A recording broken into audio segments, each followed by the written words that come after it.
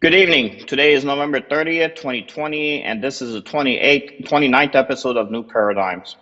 I'm your host, Sargis Sangari. My guest today is David Shestokas. David is a constitutional lawyer who has been on our show before.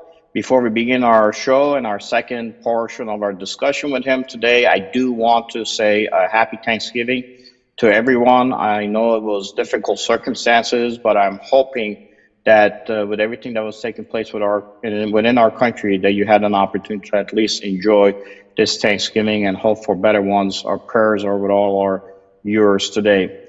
David has been on our show before. I'm going to go through some of the portions of the issues that he had to deal with in the past, but most importantly, we have brought him here today to specifically talk about what he has been able to do as a key figure in the legal fight that is taking place currently on the issues of possible election fraud that is being addressed throughout the entire country.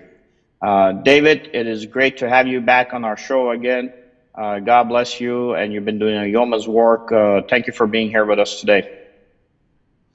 Thank you so much for having me back, Sargis. I enjoy my time with you. We always have important discussions, and I think we have some really important discussion and perhaps even some important news for your viewers about some of the things that are going on in the presidential sphere. David, I know they're all looking forward to it. Sometimes people say that we're tired of hearing what is happening in the news. I don't know that the election really has bothered a lot of people, has split the country in half. A lot of people have kind of lost faith and hope. I'm hoping that at least our people can understand that there's a process to it. And I think that the Constitution, God bless our founding fathers, was established in a way to give us an opportunity to really go through a process to ensure at the end that the American people still can have faith in their Constitution.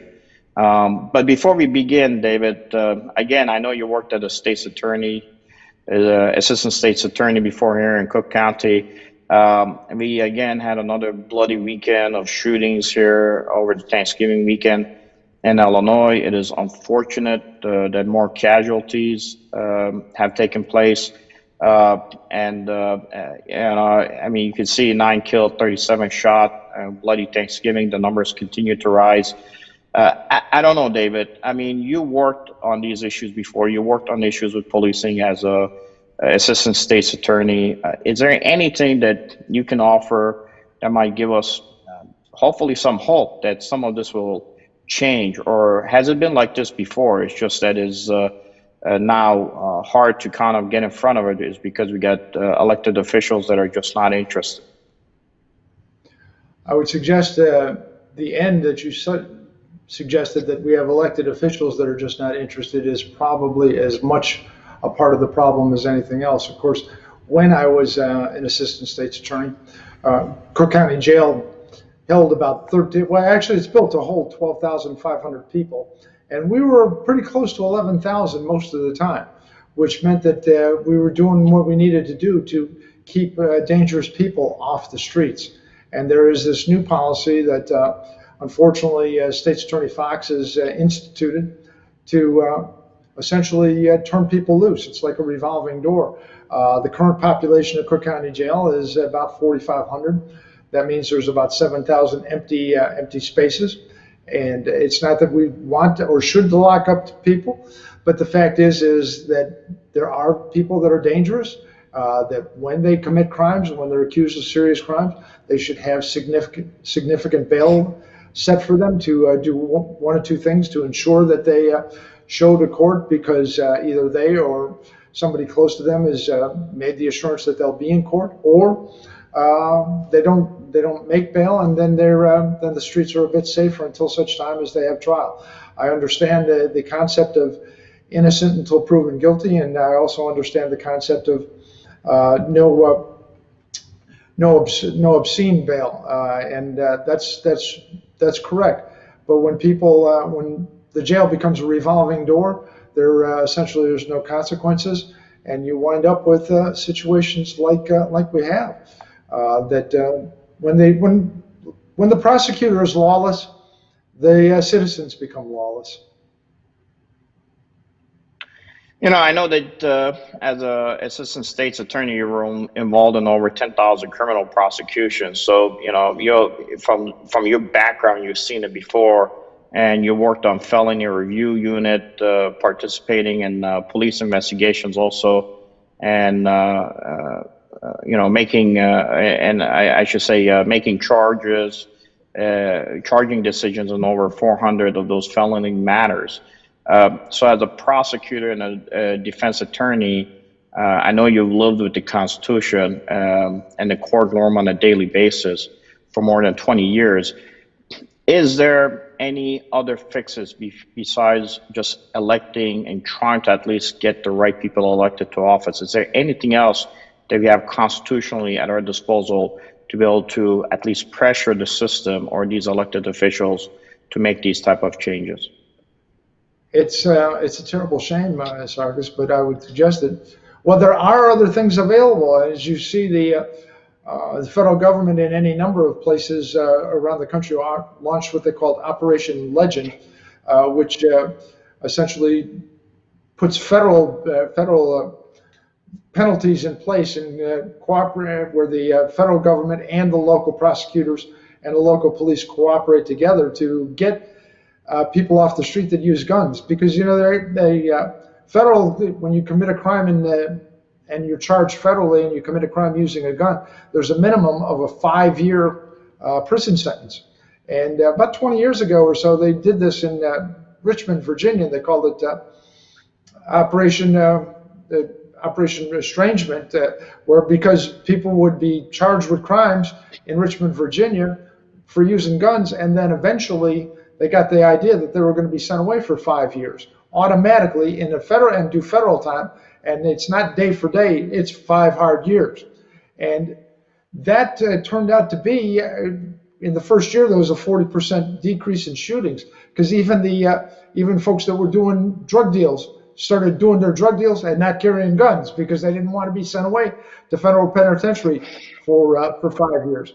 And the federal government is currently making this available through Operation Legend, but it really does require the cooperation of the local authorities to be able to say, okay, we made this arrest and we have this arrest that involved the use of a weapon, and turn it over to the U.S. Attorney's Office. U.S. Attorney picks it up, and then they prosecute it. But for those cases to go through the U.S. Attorney's Office, the originator of those cases still needs to be the local authorities. There are in fact remedies available, but people have to have the will. The people in charge have to have the will to exercise them. And it's a shame that the people of Chicago have largely been abandoned by their elected officials. It's terrible to think that you have a mayor that can go out and try and shut down churches and tow cars for people that will go to church and declare no parking zones around the church, and yet you have a weekend like you just had in Chicago, 9 dead and 37 shot.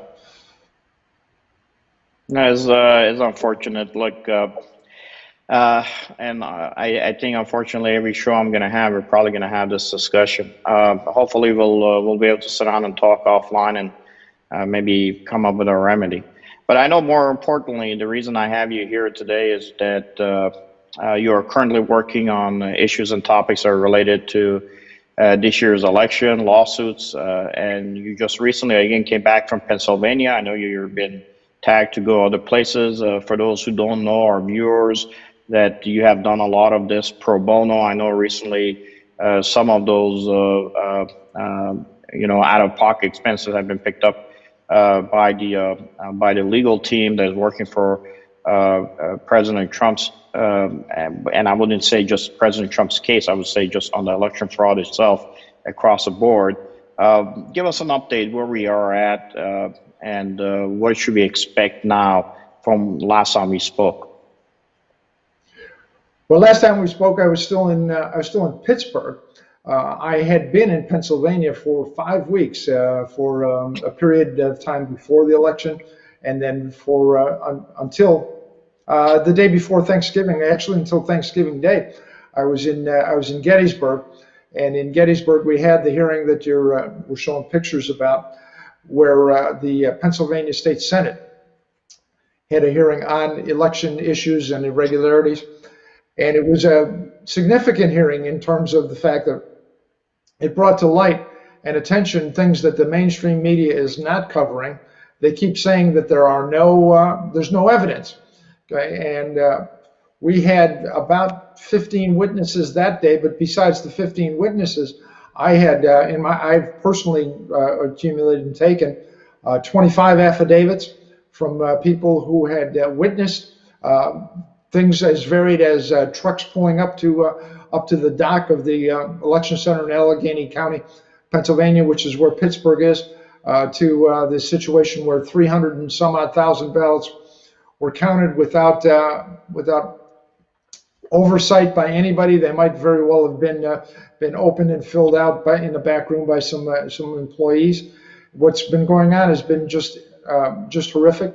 I was scheduled to testify in a court hearing in Williamsport, Pennsylvania, regarding my personal experiences of being shut out and being unable to do the appropriate vetting of the signatures and the dates and the addresses and other things on the outside of an election ballot, election mail-in ballot before it came in.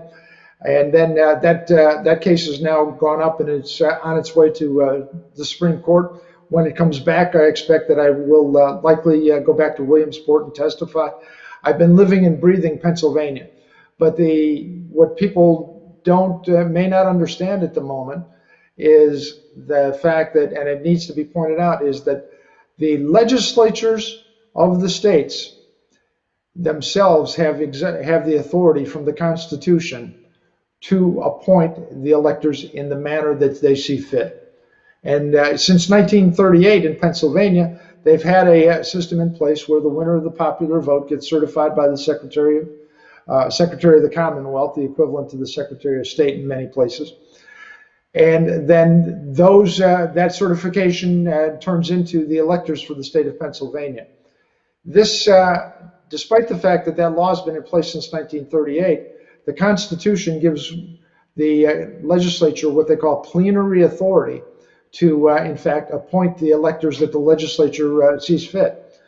And since Gettysburg, and I would suggest that Gettysburg was probably the opening battle in the battle for America. Since Gettysburg, and then going on till today, the Pennsylvania legislature today introduced a resolution where they, in fact, are going to take back their electors and then appoint electors that they see fit. And they have every bit of constitutional authority to do that.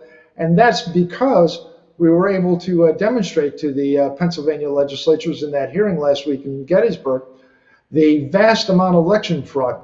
I mentioned the 300 and some odd thousand ballots that were opened illegally in Allegheny County under what amounts to my watch. I had actually organized 75 people to participate in being watchers in the process of pre-canvassing the ballots, pre-canvassing the mail-in ballots.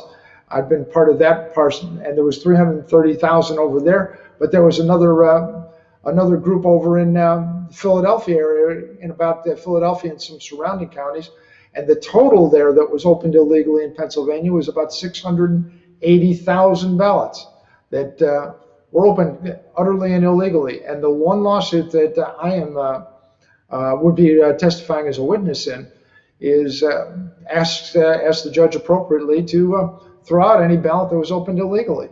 And so how that goes, I'm not sure. It looks, there's a real possibility, though, that if the Pennsylvania legislature acts, then the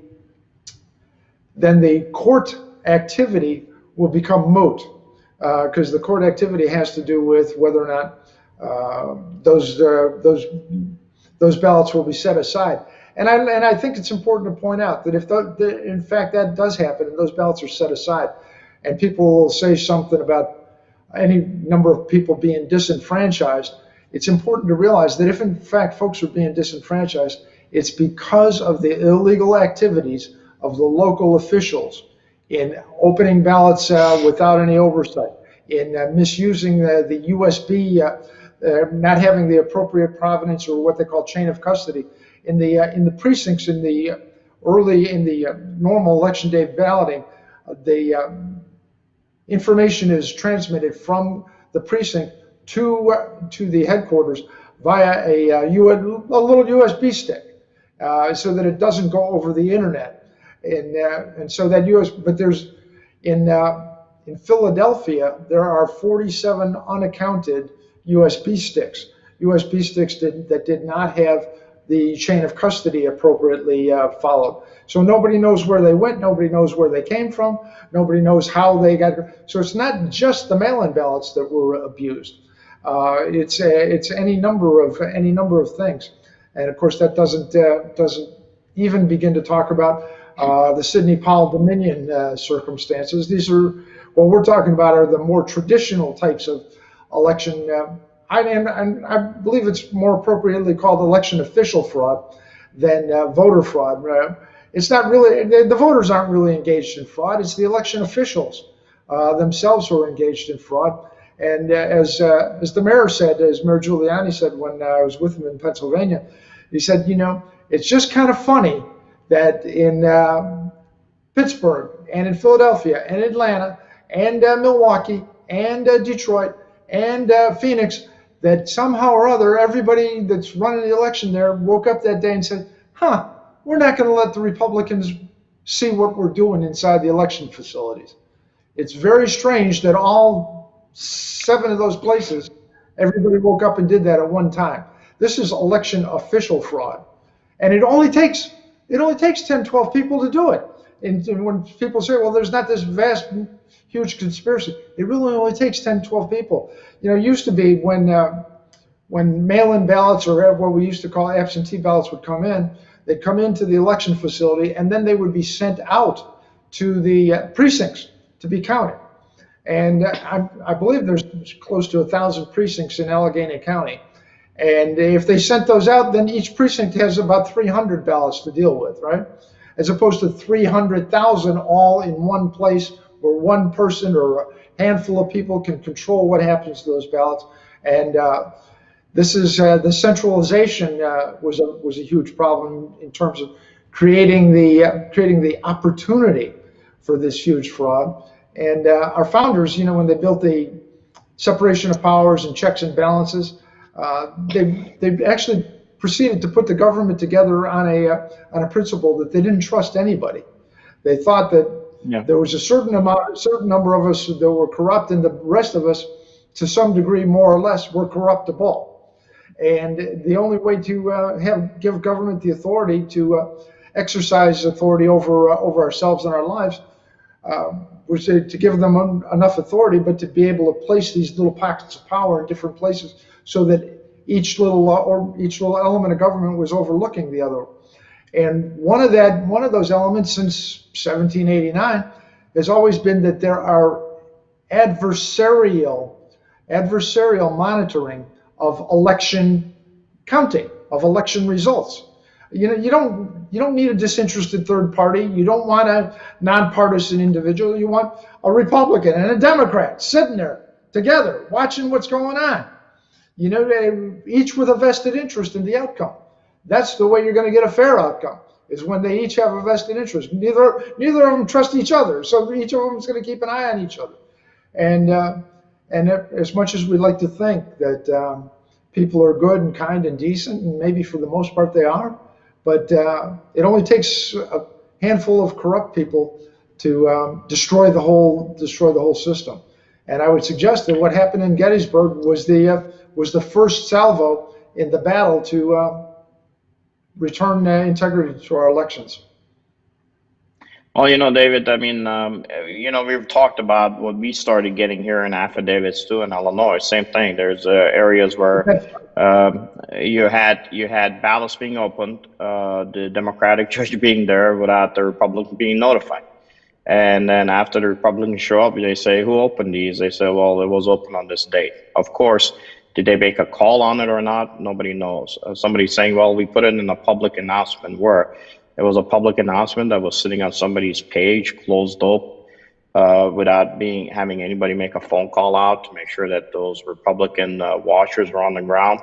So, they tried to play the game technicality that we check the block as far as at least a public notification. But it's unfortunate because at the end of the day, U.S. doesn't look good regardless what the outcome is going to be, because people lose trust in the system, regardless of who becomes a POTUS. So when you lose trust in that system, I get up in the morning, I get out there, I drive on the road, I trust that the person next to me is not going to swerve their car into me and, have me, run off the road on the highway. I trust that if I'm crossing the sidewalk, that somebody's not going to just floor their car and run over me while I'm crossing the sidewalk. I have trust that the person standing next to me isn't suddenly going to get up and pull out a gun and shoot me on the sight. I mean, those are the things that you trust your fellow man, you trust the person next to you.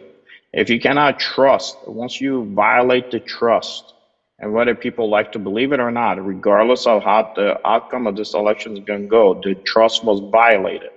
When you violate people's trust, then the entire social system falls apart. And I tell people all the time, political parties are nothing more than vehicles. In this case, we have two in this country, and the system has worked.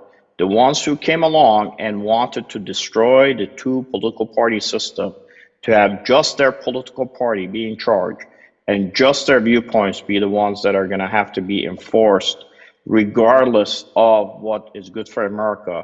The ones who said my political party flag is much more important than the American flag that is behind me.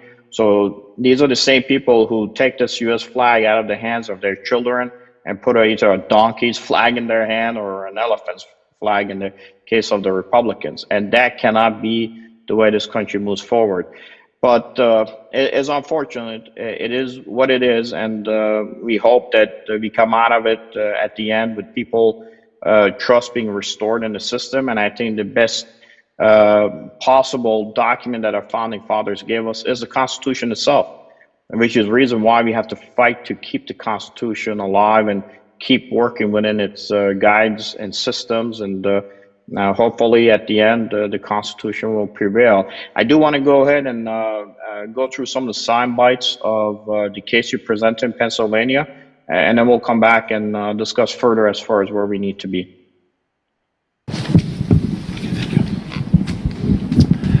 Good afternoon. I'm Dave Shestokas. I'm an attorney, licensed to practice law in Illinois and Florida.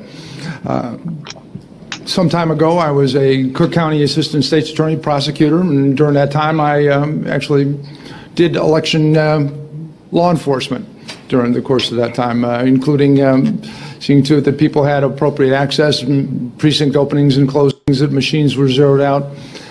Since that time, I've either been a candidate or a campaign in over 10 other individual elections, and in 2016, I actually worked for as a volunteer for the Trump Rubio campaign in Broward County, Florida. Discovered them opening mail-in ballots in a locked room. Before that was all said and done, we actually had a Broward County judge monitoring everybody's access. He was actually on site monitoring everybody's access to see to it that that could happen, see to it that everybody would have appropriate access. Currently, I am lead counsel in conjunction with Judicial Watch in a suit called Illinois Conservative Union versus the Illinois State Board of Elections for violations of the board in terms of the National Voter Registration Act. Given that kind of background to give you some idea of where I'm coming from on this subject. On October 24th this year, I came to Pittsburgh as a volunteer with Lawyers for Trump, and I was asked to organize folks to do monitoring of the pre-canvass activities during the course of the next week. About myself with some other volunteers made over 500 phone calls. We recruited 50 individuals that were willing to come and canvass or come and monitor the pre-canvass, and along with 25 other out-of-state lawyer volunteers. We had organized all this because, of course, we had 19 in Allegheny County. There were 19 Republicans on the ballot, and so we were able to have credentials through the RCAC for 19 watchers at any given moment. So we had to organize them. So we organized everybody during the course of time, and they had given us credentials in advance. And then 2 days before the election, well, the Friday before the election, we got a call from the electoral board and said, oh, by the way, you need to submit everybody's credentials in advance, and you need to have everybody's signatures on the credentials that you sign in advance.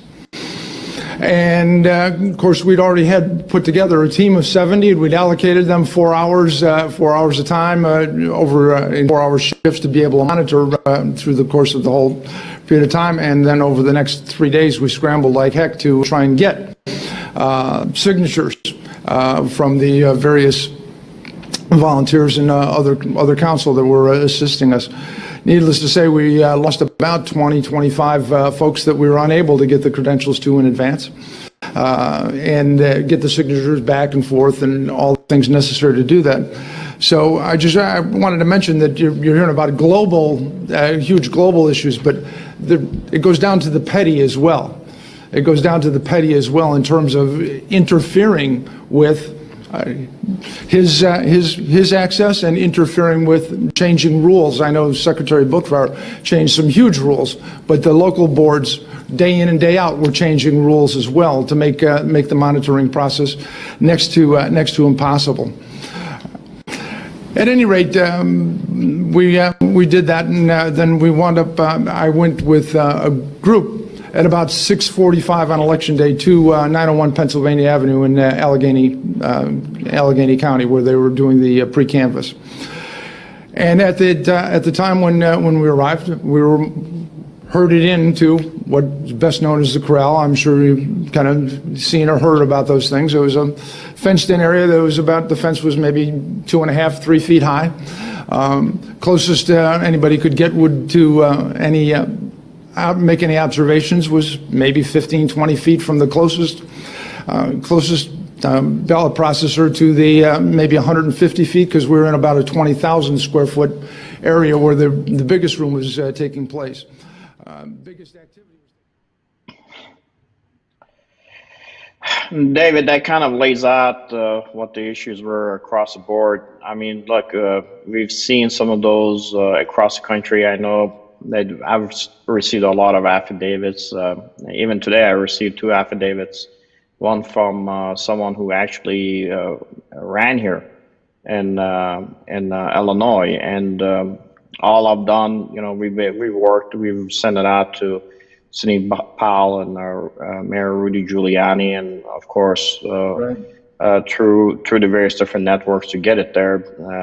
I've kind of become that lead for the Illinois GOP here by collecting those affidavits, thanks to Charlene Foss, who's helped a lot with at least putting some of them together for us. Yeah, with that I think said, you're right, Sargis. It's important. Go ahead, David. Of course, all the headlines are going to the presidential activities, but the fraud and the election official interference goes well beyond that. And even though Illinois is considered like a blue state, not a battleground state when it comes to the presidential issues, the fact is that there are plenty of House seats in play. Your candidacy was in play, and these tricks, these ploys that were utilized to interfere with the presidential election in the six swing states that we're focused on are not limited there. They involve even the selection of local officials and candidates for Congress. And so it's really, really important that we not just focus there. And I know while I was on my way back, I talked to you and Tom McCullough, who's had a pretty close race for the state Senate. And there's some vote anomalies in Tom's race. And there's some vote anomalies in your race that are inexplicable except by any other means than vote manipulation. There is no other explanation for the anomalies in your race and in Tom's race and in some of the races of your colleagues here. And you've been sharing with me some of the affidavits that have gone to Sidney Powell and the mayor, and I think they'll come into play in the larger lawsuits with that Sydney's pursuing regarding Dominion voting systems. And but certainly we need not, not only we need not, we must not ignore that this is not just a presidential problem. It is not just a presidential problem. It's a problem down the ballot where things are important for people who, unfortunately, government elective office is not government service for them. Elective office is the family business. And for folks like yourself and like Tom, who've had other lives and other careers and are interested in being citizen legislatures and want to make a contribution, those kind of folks get stepped upon by people whose business is government, and that's absolutely wrong. And I hope in the coming days we're going to sit down and talk some more about that. And hopefully I can bring some of the information that you guys have worked upon and generated to the forefront in some of these other lawsuits, because they can be supportive of a pattern and practice in some of the other lawsuits around the country. And I know we've talked about possibly some sort of appropriate action here in Illinois. And I think it's important that local people consider those kinds of situations regarding the selection of their local leaders. And I commend you for what you've accumulated so far in terms of evidence regarding not only your race and not only Tom's race, but those of many of your other colleagues. I was certainly shocked, you didn't to find when I woke up. I monitored a few things that were going on in Illinois, and I was shocked to wake up and find that Dan Patlak was not reelected.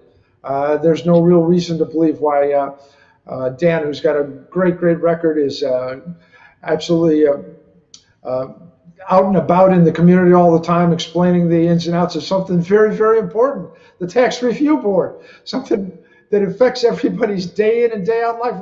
It affects what goes in their mortgage payments. And Dan has been fighting for the citizens of Cook County forever. And for Dan to not be reelected is just kind of a shock, because there wasn't any kind of blue wave.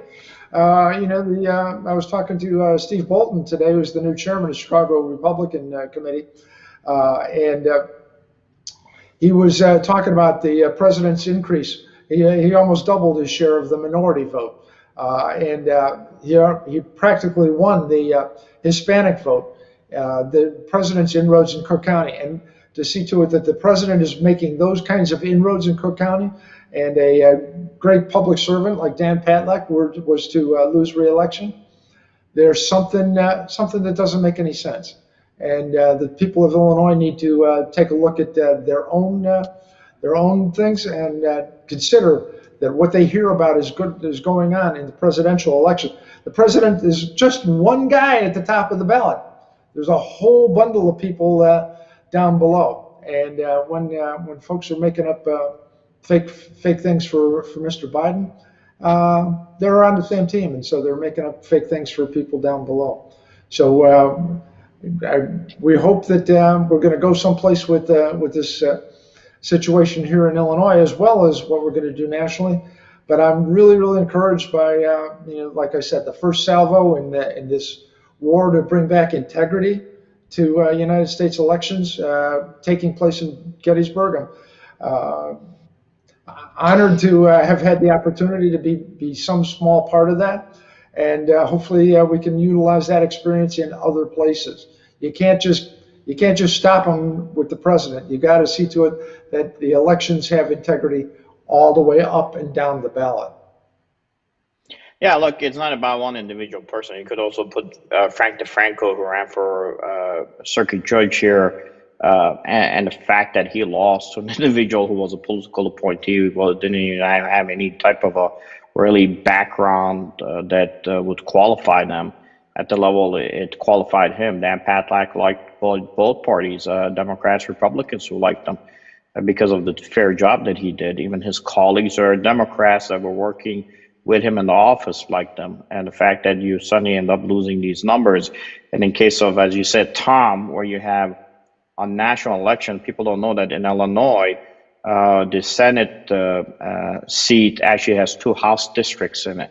So when you're looking at those numbers and you see that, he loses by a certain margin of numbers, and then the numbers only quite the same way in those two House seats, and then suddenly somebody who's below those two House seats, in this case, I believe it was a controller, and we'll have Tom here in the future to discuss a little bit more, actually having more votes than what you would see in those numbers offsetting themselves.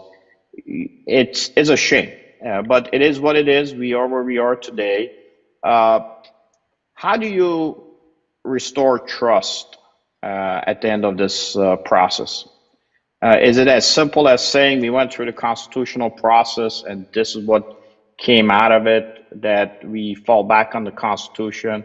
Or how do you restore trust? A lot of people don't know that your background has been really, you worked pro bono for a lot of folks out there, to include the holiday season here, being for the Salvation Army. You work with high-risk youths, and you actually supported them and taught them the Constitution. How do we get there to where we can bring the people back in and say that your vote will count in the future? Because I've had individuals today who I guarantee you, well, the same person who donated to my campaign today may not donate in the future if he believes that the whole system is crooked anyway. Or the same individuals, now that it becomes worse, because now the people who are in political office are going to only rely on big dollars coming in, because a small donor is not going to spend his money. So now you got more special interests being involved. You got more individuals really being able to buy that executive to be able to get themselves in a position of power through that executive, whoever that executive is. How do you get it to where you could restore that trust? If you could talk about that a little bit, David, and then we'll bring you back again to discuss a little bit more. One of clearly the best way for people to get trust back is to participate. One of the problems, many election laws are written well, but they don't get executed well. They're written with the idea that, in fact, there are legitimate adversarial political interests within say, a particular jurisdiction. And when there are legitimate competing adversarial political interests within a jurisdiction, the interests themselves work at monitoring each other. When you have a single party in control of the election machinery, there essentially becomes no monitor. And one of the things I was talking with Steve again today, one of the situations they need more Republican election judges, so that in fact there is another set of eyes. The only way you can restore real trust is to have greater participation. Not greater participation. Everybody says vote, vote, vote. Everybody should say, go be an election judge. Go monitor the election. Go be part of the process. You don't necessarily even, and you get that's a situation where you might spend a couple afternoons with some education on what happens in the polling place, and get a couple of $100 for the day for making a major contribution to the justice of the system. But people can restore trust by getting involved and getting inside. You don't have to run for office. You don't have to pick a candidate, but there are plenty of opportunities for people to be participants within the election mechanism, and they're always open. Whether it's whatever party you're involved in, every party's entitled to have so many judges. Every party's entitled to have so many watchers. Every candidate is supposed to have can have poll watchers, and there's always a dearth of those people because it's really only citizens participating inside that will make the system trustworthy. And certainly, when I give my talks about the Constitution or the Declaration of Independence, and I often wind up with that kind of situation, because this republic really only works if we work it. It doesn't work by itself. And so everybody can. I felt so blessed this cycle, the way it's worked out. terrible, terrible things that are going on that have happened to our country in terms of the fraud activity, the fraudulent activity. But I just feel blessed the way the chips fell, and I was able to make some contribution internally to hopefully working toward a resolution on that instead of sitting at home throwing my shoes at the TV. It's that's got to be so frustrating. But I will tell. I'll give you a short story, and then we'll go. I was in the courthouse in Williamsport, and we were doing at the the one federal case that's pending in Pennsylvania. And when I walked into the courthouse, it was about 1:30 in the afternoon, and there was maybe 150 people across the street outside behind some barriers that were carrying signs for the president and doing cheers about "Stop the Steal" and singing "God Bless America." And and it was about 4 hours later when we got done. It was a little after 6 o'clock. It was 40 degrees outside, and I came back outside.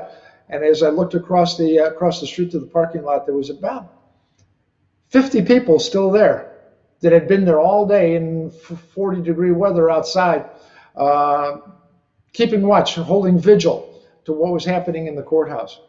And I walked across the street, and a couple of the people saw me walk out with the mayor and some of the other attorneys, but they started walking down. Actually, they stopped to talk to some news people, but I continued to walk across the street, and I said, and a couple of the people came to the fence, and I said, "Listen, thank you very much." I said, "You have no idea how important what you're doing, your demonstrations in support of the president, in support of election integrity. You have no idea how much that inspires those of us who are lucky enough to be able to be on the inside of this fight." And so don't let anybody tell you that it doesn't make any difference if you go out and you go to a Stop the Steal rally, or you go to an election integrity rally or whatnot. The people that are actually engaged are blessed enough to have the opportunity to be engaged in the battle. They take and get energy. You get energy. You get this special boost from seeing that people care about what it is that you're doing. You don't feel so alone. And I talked to one of the gals that was there, and I was telling her this. I said, "You have no idea how important what you're doing, how much energy that gives those of us who are in there." And I said, and because we'd had some input earlier, I said, "You have no idea what kind of energy what you're doing actually translates in what you give to the president." And we all appreciate what you're doing, and that gives those of us who are, like I said, lucky enough to be a part of that battle. That gives us a boost, a feeling, because sometimes you get tired. Sometimes it gets hard. Sometimes you go, "Why do I have to do another affidavit? Why do I have to do this other court hearing? Why do I have to drive from Pittsburgh to Philadelphia to bring this other evidence here and whatnot?" Sometimes you wake up and go, "What difference does it make?" You turn on TV and you see some people carrying signs and cheering on and understanding that something went wrong. You go, "Yeah, that's why I got to get up and do this. That's why I got." So what folks do in support, in terms of the folks that are trying to bring back the trust, what they do is so important. It's so important in terms of giving energy, giving proof. You saw, I don't know if you watched some of Pennsylvania. We watched the folks in Arizona. A lot of them private citizens coming forward today, talking about their experiences and what they viewed. Some at great personal risk for doing so. They get energy. They get the inspiration and the energy from turning on the TV and seeing somebody carrying a sign, somebody doing something to understand what it is that we need. So people can go march in Springfield, go be outside the Daily Center. It makes a difference. It makes a difference. And then the next step is get inside and help with the elections. No, thank you very much, David. You're right. It does make a difference. And look, we owe it to our, the founding fathers, to our previous generations that came before us. I know, looking at the photo, you got your dad's picture behind you, who served this nation honorably in the Navy, and Dad would be proud of what his son is doing, service to the nation. And again, pro bono, most of it out of pocket. Same thing with Cindy Powell, and she's getting death threats because why? She has decided to actually go through a legal process that our Constitution allows to be able to bring a case in order to highlight the issues we're dealing with. David, we're going to have you back again. Thank you for your service. Thank you for your guidance and the yeoman's work you have done. And let's see what we can do in Illinois. We still will fight here too. Like I said, when people brought up affidavits to me, it was my job, my obligation to send those up. And we have done what we can, and we've collected more. We'll have you back on again. Keep on doing the nation's work, and let's hope all that effort, regardless of what happens at the end, pays off for the benefit of the nation. And the flag behind me. And before we leave, I'm going to go ahead and we'll leave it comments that were made by Rudy Giuliani in Pennsylvania, and we'll see you again. God bless, and thank you for everything you have done for the nation. Thank you, Sargis. Your election, because of these two counties and maybe one other, is a sham. It's a disgrace to your state. And finally, I don't need to remind you of this. I think I need to remind America of this. The election for the President of the United States is not run by the governor of your state. It's not run by your election commissioner. The United States Constitution makes it clear who has the responsibility for running this election. Article 2, Section 1, Clause 2 of our Constitution doesn't say that ABC gets to call the winner, or CNN. It says